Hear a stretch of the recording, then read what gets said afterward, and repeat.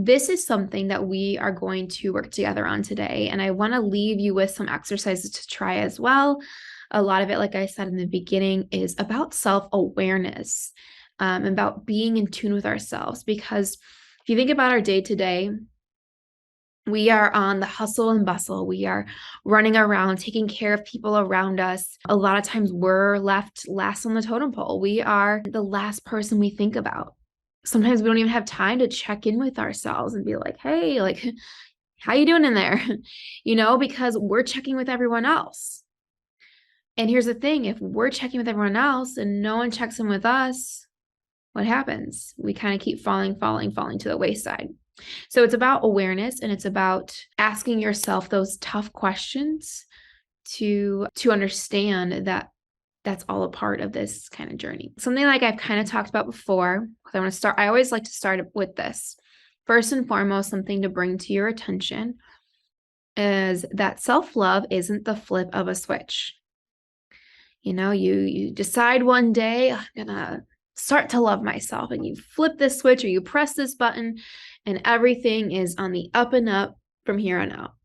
It'd be kind of cool if it was that way, but that's not life, right?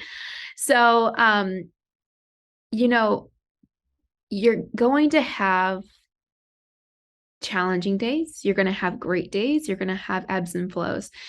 Self-love is a choice that you have to make every single day. And if it were that easy of a press of a button, maybe we wouldn't appreciate or acknowledge it as much, because it would be this unsaid thing, right?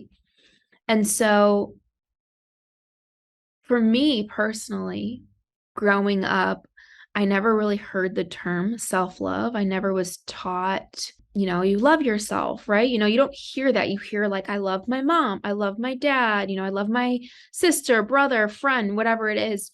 But at least in my generation, or, when I was a kid, we weren't like, do you love yourself? Yeah, I love myself, And so I think that's one really powerful thing coming from this, our generation growing up now, because we can teach our children.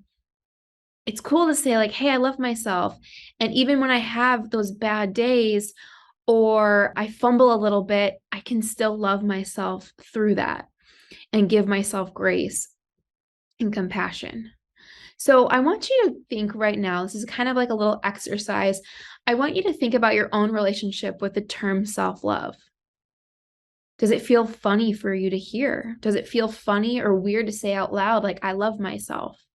And I think a lot of times that will answer the questions we have. Maybe when you grew up, like you came from a family where even your parents didn't say I love you to each other, or they didn't say I love you to you a lot. And so for them to not say it to you a lot, for you to say it to yourself would be completely out of the ballpark, right?